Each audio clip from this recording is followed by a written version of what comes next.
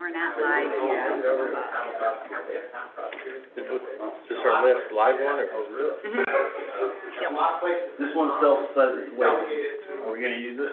If they're in the waiting room. Oh, okay. Till she. Till she lets them in? Right. All right, I wasn't sure if you Yeah. were gonna take it up or what. I think that's how it's working. Okay. Good. I am too, so don't let me in, I'm more than happy to go see it.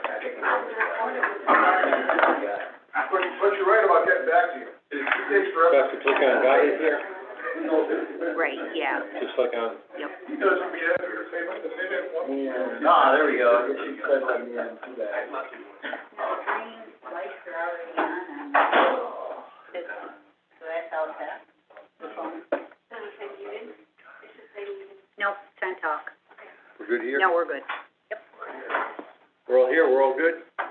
Yeah, just, two. Okay.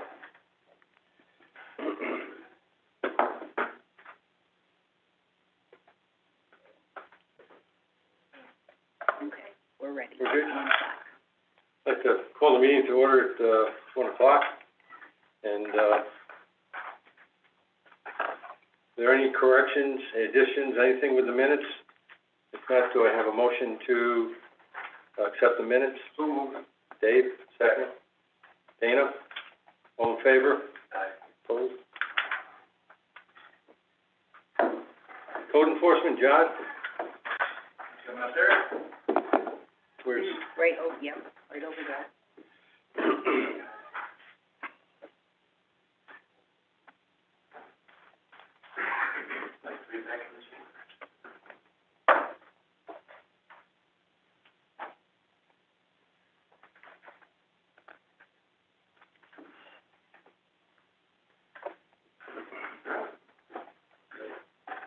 Don't have a whole lot to go over today, so it should just take a couple moments, but, for those of you in the northern part of the county, you may have already noticed, our usual inspector for up there is gonna be out for an extended amount of time.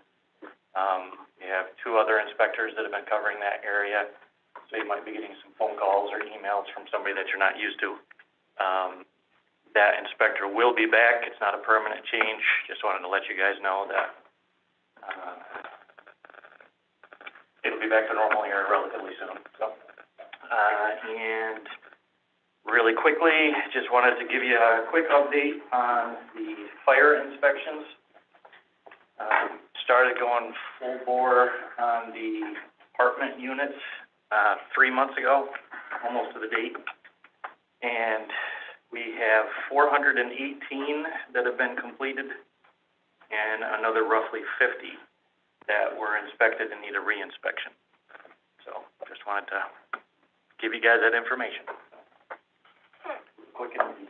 yeah.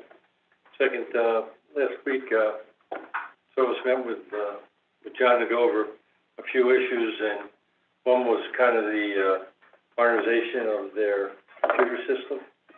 And, Melissa, if you can just tell us where we are and what we hope to do with it. Sure. John, has been, I don't mean to speak to you, John has been in conversation with Terry, as have I, in IT, to discuss different software, that could possibly be utilized, by the department to help with, I think, more of a timing, I would call it tickler system. I don't really know the proper, term for that, but just to kind of keep track of, I guess, the cases that you have and making sure that things are addressed in a timely manner, and just kind of help with the overall organization.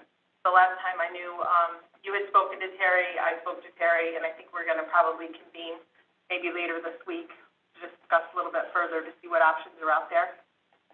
I actually have a meeting with, IT on the 12th, to go over what we already have in the Microsoft, what uses there are in Microsoft, under Microsoft Teams. So that might be something that would work for, like you said, the tickler system. What we currently do is if we had a review and we have, 8 questions or whatever that we send out to the architect or the contractor or whichever, basically we don't have any centralized uniform way of reminding us if we haven't heard anything in a couple of weeks. Nothing that'll pop up and say, hey, have you heard from this person? So that we can reach back out to them. Different people use different ways of doing it. Myself, I just do a reminder on the calendar. But we might be getting a system, or might be able to use what we already have in Microsoft to be able to have a more standardized way of doing that. Seems like that'd be a huge benefit. Yes, it definitely could be. Yeah. Any questions for John? No? Thank you, John. We got one here. Well, Yeah, it wasn't on this subject, so that's why I was hesitant. I didn't know if John had more to present. I brought it up a few months ago, and John provided me with the paperwork, and I appreciate it, about permits for solar farms and cell towers. And he was accurate in what they're doing as far as there is no permits required by code enforcement. But also on that paper you sent me, John, it said we're allowed to pass local law to require a permit if we so choose. And my thoughts are that we should be doing this. It's a minimal workload to have you involved in a permitting process, and it's quite a revenue stream, and I believe there's going to be a lot more of these popping up. Now, in our town of Easton, we had 2 large projects, 20 megawatt, and 1 small project. Now, and I think that was 5 or 7 megawatt. The 20 megawatts have to go on the high line, and you don't have high lines everywhere. So they're restrictive to where they're going to be built. But the smaller ones, 5 to 7 megawatt, will go on any 3-phase electrical line. Like going down Route 40, we have one, and it taps right in. I call it domestic power. It's basically, it's feeding down trunk lines. Well, we got a $5,000 fee for the permit for that one. The other ones, we got $10,000 each. And I know there's quite a shortfall. I don't know the number for this year, but it's got to be up to around 200,000 shortfall for code enforcement between what you take in and what it costs to operate it. And so I don't know if that, or if you did require or move ahead with getting the permits for solar and cell towers fall into that same category. And I think you ought to have permits for cell towers. And that way, when they do an upgrade, you're aware of it. And we got a $5,000 fee for a cell tower upgrade. I think it's a revenue stream that we're missing an opportunity on, and that would benefit the county and not put a workload on code enforcement. And I just thought this was the place to bring it up, to start that dialogue.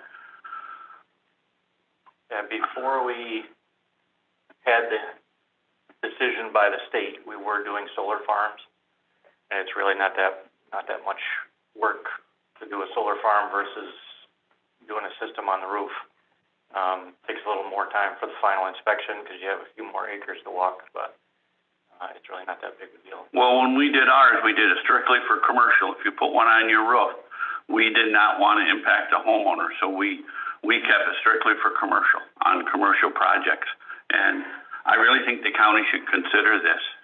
I brought it up a while ago, but my argument then was I thought that we had that. But when you showed me the paperwork and realized that has changed, all it would require is the county to adopt a local law to correct that problem.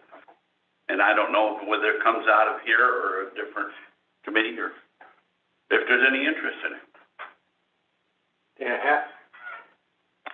John, if it's a smaller unit on a rooftop or in somebody's yard, say 12,000 watts or smaller, are you involved in that for the building permit, or are you, what are you not involved in? What's the criteria? Generally speaking, if it's not attached, well, not necessarily physically attached, if it's not associated with an actual building, then we have no jurisdiction over it currently. you could have a commercial system, 20 kilowatts, whatever, we would still be involved with that because it's providing power for that building.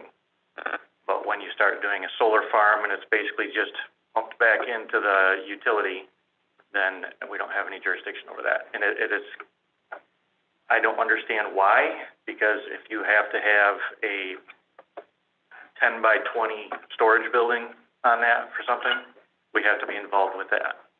But we don't have to be involved with a 40 kilowatt system. But I assume somebody does electrical, a licensed electrician, and then do they give you a certificate? We or have they don't even do nothing that? to do with that. In order for it to be hooked into the system, there would be electrical inspections, but that would be all outside of us. That wouldn't have anything at all to do with it. So it's the same thing with cell towers. You think of the foundation system that would have to go into keeping one of those things straight up. We have no jurisdiction over that. But if you want a 10 by 20 storage building on it, you need to get hold of us. Roger, I think home rule law allows us to be more restrictive than the state, so that would allow us to have a county permit on a large scale solar farm? Well, home rule allows us to be more restrictive, but I think what the state has done is showed its intention to preempt and exclusively occupy this area so that there aren't local regulations that are holding up these projects individually. In other words, they want to encourage cell tower building. They want to encourage solar farm construction. Therefore, they don't want everybody getting bogged down in these projects, each of these developers getting bogged down in local regulations. And if we don't have any jurisdiction, I've got to be honest with you, I'd be loath to tell you should put a fee in for not doing anything other than saying to build in my jurisdiction, you have to pay me money. But we could put in a fee. You could put in a fee, but the challenge would be, what's it for? And, saying to somebody, you've got to pay me to do something you can do anyway, sounds a little suspicious to me. Dana Hogan? Dan, what do you charge a fee for? The permit fee basically for the cost that's involved in the process for a solar farm to be built. I think our fees to date on those two large solar projects and the smaller solar project was close to $40,000. Well, what are you inspecting? When you send your code inspector out to look at it, what are you looking to see that's been done correctly? Well, first of all, the process usually starts at the planning board level. That's in most towns, and I'm assuming it still is that way. And they're going to give them restrictions and requirements, setbacks from property lines, proper fencing protection, view and noise concerns, so they plant proper shrubs. Well, all that has to be inspected, and the planning board isn't, they're not inspectors, so they might put all these restrictions in, then it becomes the town to do the inspection. So those are those is the beginning of the cost. And then you have the legal aspect, and that's what cost us.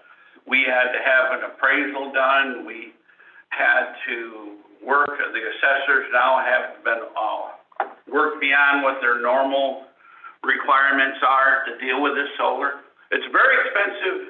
On the large solar farms, it becomes very expensive. And there was even, we had to have an appraisal done on the small solar farm. And that cost $5,000 for the appraisal, and yet there were over $2,000 worth of legal fees in just drawing up the requirements of what we wanted in the negotiations between the appraisal company and the solar farm. You get a big project, it's gonna cost you a lot of money. And if you don't charge a permit fee to recoup some of this. In your town, I would agree with you. There are steps you have to take within your town. None of these projects he's mentioned have impacted the county at all. In Greenwich, we just passed a fee, it's 50 cents a kilowatt, and there's 1,000 in a megawatt, so it's 20 megawatt project is $10,000 fee with it, and for the fives, it's a little bit less. It comes to anywhere from 500 to a few thousand, depending on how it's set up. but we just passed that local law, last meeting. Matt? John, if I wanna build a shed, and I gotta pour a slab, you're gonna come inspect that, right? And if they're gonna put up a huge solar farm and they're gonna pour concrete, yards and yards and yards of it to these things, you don't ever see it. No one ever signs off to let you know that these are, it's good or not good. Correct. And then from Dan's point, on a large scale solar farm, the fee is X, whatever it is. But you're saying that your actual cost would be minimal? It would just be an inspection situation? It certainly wouldn't be a big cost to your department to do this. I guess that's the point. Correct. And you charge for the shed. Yeah, we charge for the shed. Right. We have a fee structure to But cover should the we work. care, Roger, if the state's intention is, whatever their intention is? Because I'm not looking out for their interest, they're not looking out for mine. Should we look out for our own interest and say, we're gonna charge a fee and we want John to just watch the pour? Yeah, I think what the state has told him is he's preempted from doing that. Legally? Yes. The regulations under the public service regulations. Same thing with this, with the cable that's coming down. Energy projects, the state has taken over jurisdiction of those. If they're utility, is that? Right. Brian? And cell phones are the same thing, because cell phones, remember, a couple of years ago, there was a great uproar about cell phones and where they were sited, and localities were taking information into account that, I won't say whether it was dubious science, but some people thought it was dubious science, and so the state just said, we're gonna do cell phones. That's the end of that. Same thing they've done with solar towers, because then the localities can't tie up the locations of the projects.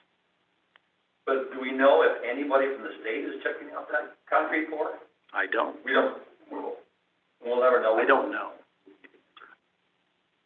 Brian, you were first. So I like where Dan went, but I think where our problem is with code enforcement is this. They're more worried about buildings and inhabitants in buildings. They don't care if the solar array tips over and the concrete didn't stop. And who has more skin in the game with the cell tower than the tower company? They're gonna do everything to make sure that cell tower doesn't tip over, because there's more revenue there than meets the eye. So in fact, I saw all the film footage of when they did the one on Presbytery, and I don't know how you can even blast the thing out of the ground. So, but I think that's where the differentiation is. I think a building, we're worried about if it collapses, what happens to inhabitants and all that. Whereas I think when they're worried about solar arrays, cell towers, it's like, there's no inhabitants, they're not, I don't think that's their concern. Especially my garage. The way I live in my garage. But you walk in your garage once in a while, or you wouldn't have the garage. You don't walk in the cellar, in the solar array, because the sun's just doing its thing. I'm not. I don't think they have a concern over that. I think that's how they segregated them, but, no, this is all about full interpretation, this is what they're doing. But I like Dan's, weighing in on it. It's really looking out for us. I mean, that's, Yeah. I Dave, just don't know you were, where you go from here. So not only has the state permitted, like the transmission line, the state permitted all of that, all the way down through to New York City. That was in local jurisdiction.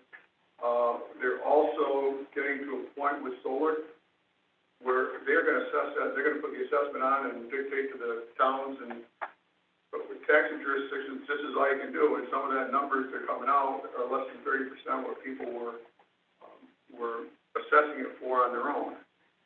So the state wants to be fossil fuel free by 2050, and they're gonna drive this and drive this and drive this, and any way they can make it happen. A lot of cheap power. day and a half. I don't think there's really anything we can do as a county, but at each individual town, we should. I have a thing in the Hartford Planning Board where projects like that has to pay $2,500 in escrow to cover our legal and engineering expenses. We just recently had a solar farm, planning out in Hartford, about 5 megawatts, and we underestimated our escrow. It really should be about $5,000. So if you have a large one, 20 megawatts, you gotta remember, that's put down, 20 megawatts per hour in the sunshine. That's a lot of juice going into the tie-in. So I don't think you're worried about a panel tipping over, I'm worried about a firefighter going down there and getting a big lightning bolt through. That's a lot of juice. Don't send the firefighter. Dan, did you raise your hand before? Yeah. Go ahead. The handout that, John gave me, when it said that the Uniform Code law did not require code enforcement to be involved, there was an asterisk at the bottom of that said that, but it does not supersede any local, municipality from requiring a permit. And the thing of it is, the reason it was in my opinion, is hands off, and I'm not worried at all about the state, is they want to streamline this. And their safeguard is that they're dumping millions of dollars into a project and incentives. So you've got to submit all the paperwork. So the state doesn't have to come out. They just need the paperwork from the engineering companies that stand behind it. And all these big solar companies, they want to pay for a permit. They almost plead to pay for a permit. And when the cell towers, now we just had an upgrade on the cell tower on 113. They called 3 times and wanted to know how much they could give us for a permit. So the thing of it is, there's a cost to running code enforcement, and here's a revenue stream that is more than willing to be paid. I just can't imagine you wouldn't want to jump on that and take advantage of it. There's a lot of loopholes between the state and the federal and the county government. When you find one, it's to our advantage. It's like paying your income tax. You pay big money to have somebody find the loopholes and the benefits, and this is a benefit. And so many people look at solar as a stigma. Well, to those people, they'd love it if there was a permit fee. So we're getting something back, they'll say. I think we're missing an opportunity, and I wouldn't be worried at all about what the state would do in the permit. If they're gonna just say, no, you can't do that after the fact, and then we might have to stop. But up until now, I don't know, Roger, I would worry about what the state said, especially when they put that little asterisk in there and said this local municipality can do what they want. I don't even know why we're debating it. To me, it's just, huh? I'm not on the committee. Never mind. Do you have a sample of your local law? Sorry. I'm sorry, what? Do you have a sample of your local law that you've used? Yep. Yeah, I can send you one too. We did one in Greenwich, I can send. In Fort Edward, they just did one for theirs. And they're negotiating right now a host community package for, their town. And I know this isn't the place to get into it, but you really ought to consider getting into the pilot program. You're hurting yourselves by not doing that. But that's another topic in another committee. John, I have a question. John, you're tasked with following New York State building codes for all the stuff that you do. This would be then they've applied for a permit for you to come out and inspect something that's not subject to New York State building codes. Do you do that for anything else, or it's like the building code, your Bible, and you don't stray outside those lines? Because this would be something a little bit different. I don't know how it would work as far as the path through local versus state law or anything like that. I'd leave that to you guys to. But do you do anything that's outside building, what to do on building that. codes at the moment, like this would be? No, because your local law that established that department only refers to enforcing the building code. So if he was enforcing something else, you have to put in those regulations for him to enforce. In the old local law or a new local? Well, you could amend the old one. Because the old one establishes the Department of Code Enforcement, establishes the titles, tells you what the department does, and it says it enforces the Uniform Building Fire Code. It's the long version, the Uniform Fire and Building Code. Is there a way between you and Roger to check the other 61 counties and see if anybody else does this?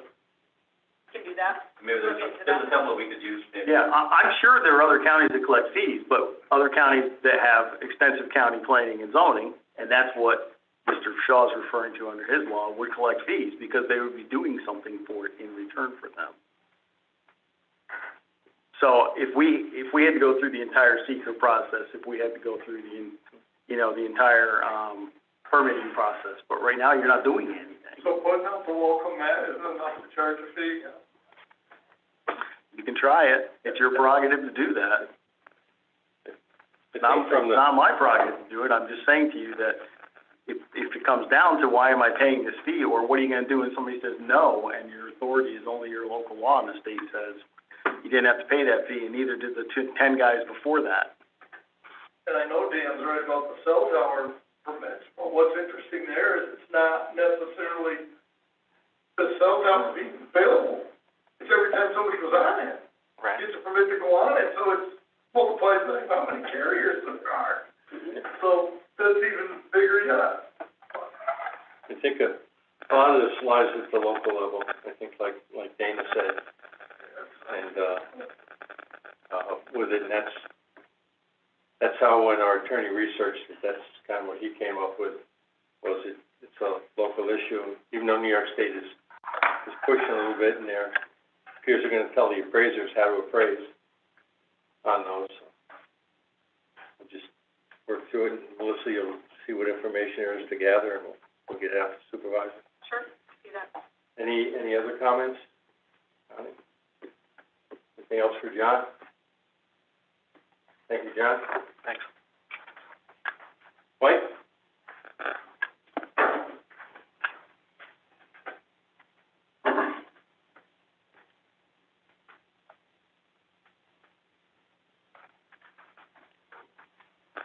Good afternoon, everyone. Originally, I intended to do an overview of the law enforcement assisted diversion program, but as a work group, we have more work to do on the criteria and participant criteria. So I'll be back with the rest of the work group in the near future to present a comprehensive overview of the program. I can give you, however, an update on community service recently with our staff. We just completed the Georgie Museum painting a small shed that they had, and we used our youth to do that project. We also completed the Greenwich Town Barn, not the pavilion, but the bathhouse there. And we've done some roadside pickup on Route 4 South, Moss Street Cemetery. We continue some cleanup on that, as well as mowing Murray, Martindale, Fort Miller, and Tripoli cemeteries. Our garden is fully planted. It's located over in Argyle in the Poorhouse Cemetery. It's needed a lot of watering, as you can all imagine, the last couple of days, but everything's in the ground, and the kids are doing a good job on that. The last thing, today the kids, the juvenile work program is out in the Bad and Kill pull-offs, doing roadside trash and pickup where people are congregating using Bad and Kill. And they've been continuously working on the car wash over at the county carpool. So that's really the activities of that program right now, and are there any questions? That's all I have. Before you go, Sure. good appreciation for you, Mike, from the town of Greenwich. Director Mike Gray and the Washington County Community Services team for your assistance in the Bentonville Park rehabilitation projects and youth program services. I'd like to thank you. Oh, thanks, man. Because that personal swim instructor, was important. We did 78 swimmers yesterday.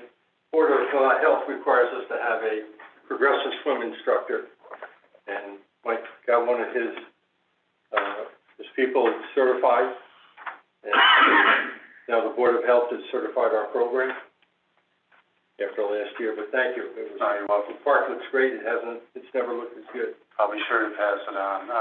I was gonna report on that tomorrow morning, so just to let you know. But, all right, thank you very much, Don. I'll let him know. Thank you. All right, thank you.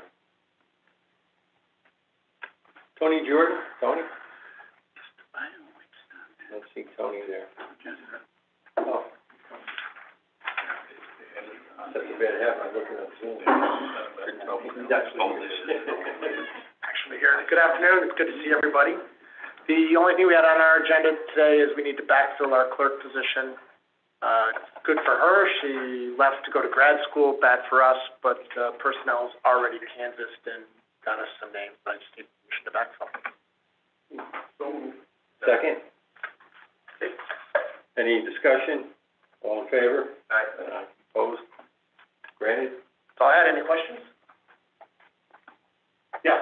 Congratulations, Tony, for being head of the bar, head of the association. Yes, the New York State District Attorneys Association, yes. So, excited about it. It's a great opportunity, so. And I think I'm the first from Washington County to have that, so. Although I did tell Jeff Murphy, he brought us bail reform. I hope that I don't top that. Take it away. That's right. Well, no, we won't accomplish that, but no, but thank you. Thank you, Tony. Dan? Good afternoon. Not gonna miss you. Mine should be pretty brief. Just wanted to highlight three things. One, we had a couple employees go to a training. It was a virtual training instead of in person. It was stretched over a couple weeks' time. They tried to plan it back in January, February, and they kicked it out. It was called a decision points training. It's how probation officers are supposed to deal with DWI clients, especially after they get a period of sobriety and they start thinking a little differently. So the reason I'm recognizing it, it's a little different than normal because there's only a few people in the state that have been trained in it to date. So I'm happy that probation officer Tracy Capper, or actually senior probation officer, and probation officer Kevin Ely did it. They did it, even though it's a lot of work and it's something that most of our officers don't have to go get trained in something so extensive. So I appreciate the time that they put into that, and they didn't get any reprieve from their normal supervision duties.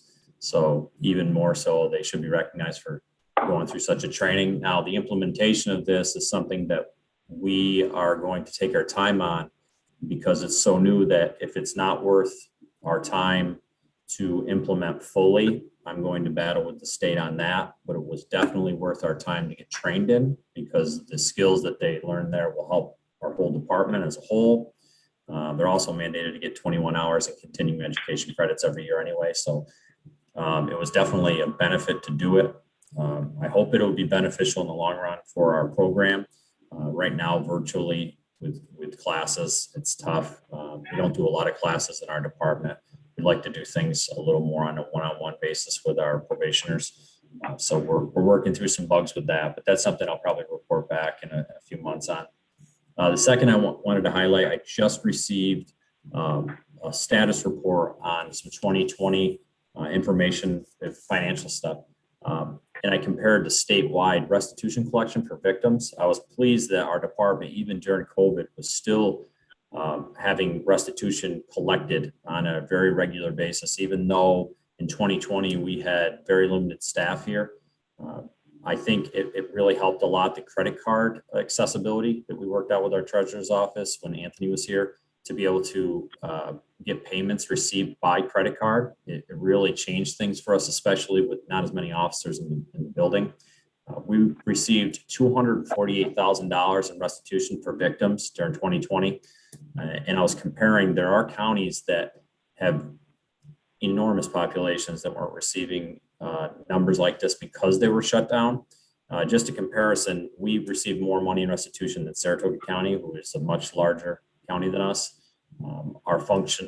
We functioned at a little higher level than they have during this period of time. They've shut down a lot, but Warren County was only around $100,000 and maybe $107,000 received in restitution. So I'm very proud of our staff. I'm more so proud of the infrastructure that was built a few years ago and the capacity to actually accept money when we're not in the building.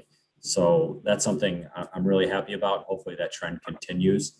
We don't receive astronomical amounts of surcharge from that. You know, it's between $5,500 and $6,500 annually.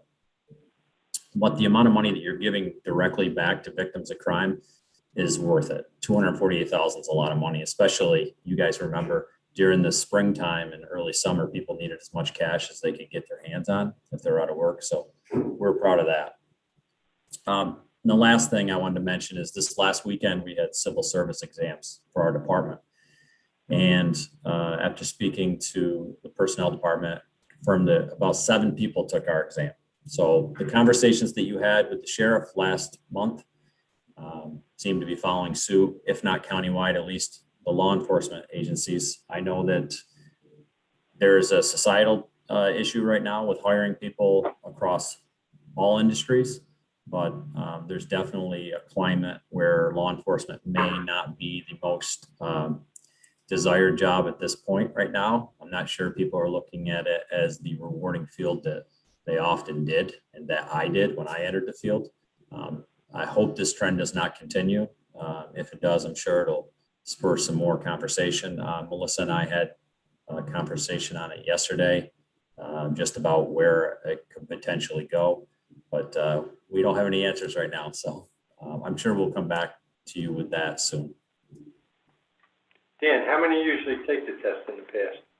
When you've given it? In 2016, we had 40-something people take the test. So that was a pretty good test. Last time it was much less. So 2 years ago, we saw a decline and it was less than 20.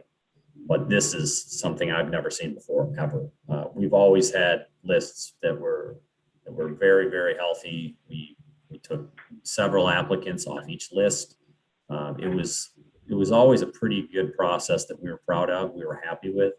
And we don't hire a probation officer here in Washington County. We hire a probation officer trainee, which actually opens up the pool. Some counties don't do that. We think it's less limiting. It always has been less limiting. And we've been very happy over the years with our candidate selections. And this year it's pretty tough. It's something I'm going to continue to work on with Melissa in the personnel department, but I think it's something we need to keep our eye on, just like the sheriff mentioned last month. Any questions for Dan? Thank you, Dan. Thank you. Sheriff Murphy, I see you there. Do you have anything for us? I do. I apologize. I thought I sent over an item for the agenda, but probably forgot. I have a couple of personnel staffing changes that I'd like to request. One involves a part-time clerk typist position that's in the civil division. I think it was over a year ago, we had 2 full-time clerks in the pistol permit division. I changed it. We had one leave. We changed it from full-time to part-time, just try to save a little money. It's been extremely busy in there, and we've had the current clerk typist position vacant for about 3 months now. So I'd like to fill that, but I'd like to change it back to a full-time clerk position, just based on the amount of business that's going on with pistol permits. Mostly amendments. We're still getting a fair amount of new applications, but it's mostly amendments to pistol permits. And with only one person on a full-time basis doing it, we're getting backed up quite a bit. I don't think it's going to have much effect, if any at all, on the budget, because that position has been vacant for, I think it's been 3 months anyways. So to change it from part-time to full-time, I don't think it's going to have much of an impact at all. And I did discuss this with Danielle prior, and she agrees. I'll move it. Dan Hogan, second. Dave? Any discussion? All in favor? Aye. Opposed? Next up, Sheriff. Thank you. Yeah, the second change is concerning a account clerk position that we have. A month ago or so, we had a senior account clerk leave and go to another department within the county. I thought about it that time, trying to fill that as a senior account clerk level. We didn't do that. We went with an account clerk level change. It really, we weren't able to work that out. The amount of work that position does, in my opinion, is worthy of a senior account clerk position. So I'd like to change that from account clerk to senior account clerk in a staffing pattern. Talk to, I did have talked to, I have talked to personnel on this as well. got a motion to move that forward? Dave, do I have a second? Dana Hogan. Any discussion? All in favor? Aye. Aye. Opposed? Moves The only forward. the only other thing I had, Lieutenant Daniel just came in my office and it reminded me to mention that we're in the process of looking at applying for a grant through Canal Corporation. We've done that in the past. I'll bring that to the next committee meeting for approval. But what we want to do is start a bike patrol. We do have a business that wants to donate. The Lieutenant Daniel's been in contact with. It wants to donate fully equipped bikes for this unit. The grant, if we received it, means that there wouldn't be any cost to the county. It would basically pay for personnel to be able to do it. We certainly have enough new trails, new bike or pathways within the county in different locations where we've seen a lot of people, a lot of stuff going on. So I think it would be very beneficial to have it. But I'll bring that forward next month for approval for the grant process. I think it's 40,000. Did they get specialized training? Yes, it's pretty extensive training as well. Fortunately, I reached out to Sheriff Zerlo. They have instructors there. They're willing to come here and put a class on for up to 10 different deputies. So we'll invite some other agencies to be able to do it. But it's quite it's not an easy course from what I understand. I won't be taking it if that was. Any other questions for Sheriff Murphy? So, Sheriff Murphy, I just wanted to say thank you for the diligence for the tour of the Battenkill and down to the Eagle Road Bridge. I have to say I only got positive and no negative phone calls. So thank you very much for your due diligence down there and making it a safe and happy, exciting tour of the Battenkill. So thank you. I appreciate it. Thanks for the feedback. I appreciate that. Thank you. anything else, Sheriff Murphy? Thank you, Sheriff. Thank you. See Mike McCure, I see you're on there. Do you have anything for us, Mike? No, I'm all set. Thank you very much, though. Okay. Next, our visit is the biosolids, and Dana Hogan was great bringing this issue forward to learn about it. Dana has a ton of information on it. Yeah, from experience, in the last few weeks. For those who don't know, we had an incident up in Kingsbury, back end of May, early June, where a pretty strong odor was being put off by some Casella produced biosolid fertilizer. Last week, and I should say that resulted in a right to farm law grievance committee complaint, first one I've ever dealt with. My predecessor doesn't recall one ever coming forward either. We did get our first right to farm law grievance committee complaint. It worked pretty well. One neighbor filed a complaint against the neighboring farm owner. The local farm owner took a series of deliveries of a Casella product, this biosolid fertilizer. It started to give off a really bad odor, and that resulted in a significant level of communication to the town. Based on what we learned, it appears the material got wet due to improper storage, and also mechanical problems from the spreader used to spread the material. It broke down, so they weren't able to spread it in a timely manner.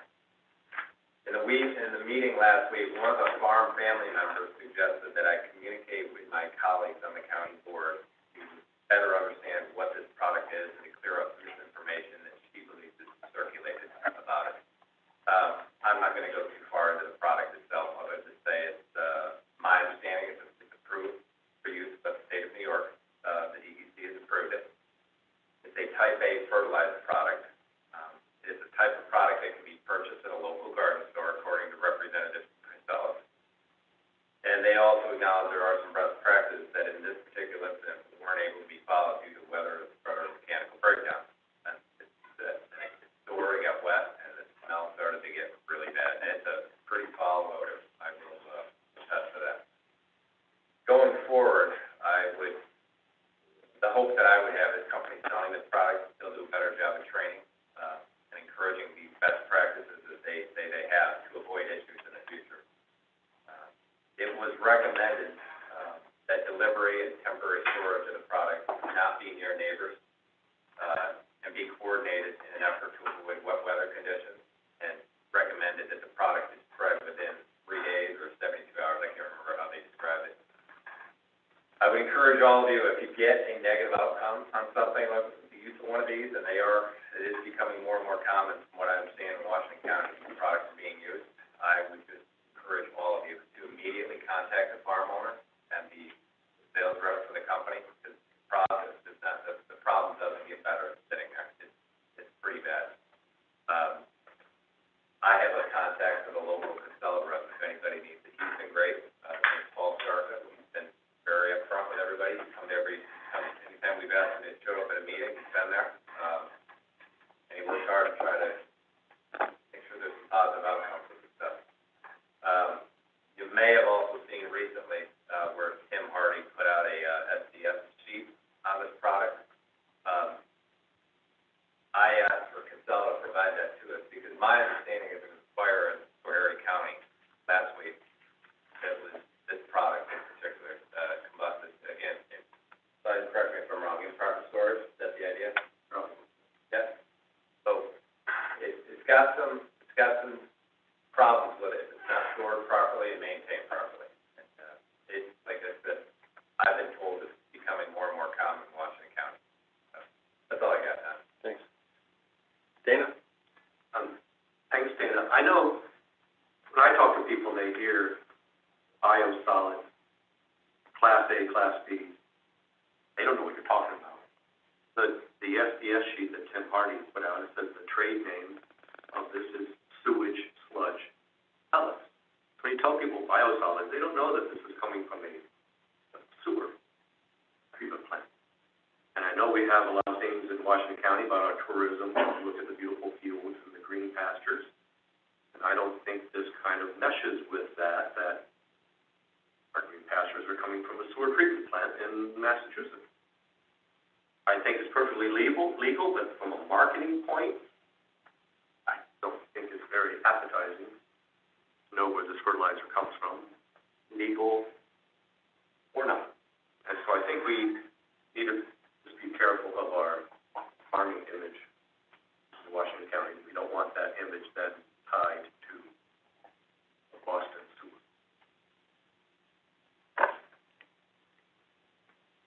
Glenn, do you have any information from public safety end? Nothing specific that we haven't already addressed. Any questions for Glenn or for Dana? With it?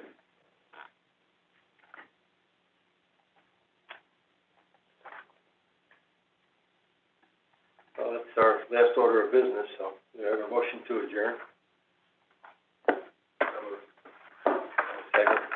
We're together finally for all this time, you wanna separate again? Well, you didn't bring cookies, yeah.